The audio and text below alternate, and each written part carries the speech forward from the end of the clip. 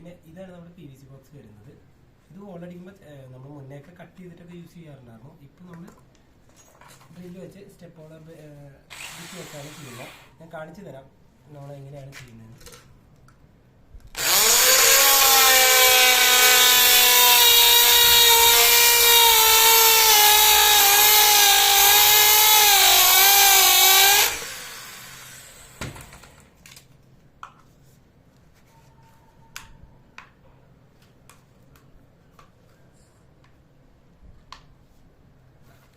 കണ്ടോ, വളരെ ടൈറ്റായിട്ട് തന്നെ ഇത് ഇരിക്കുന്നുണ്ട്.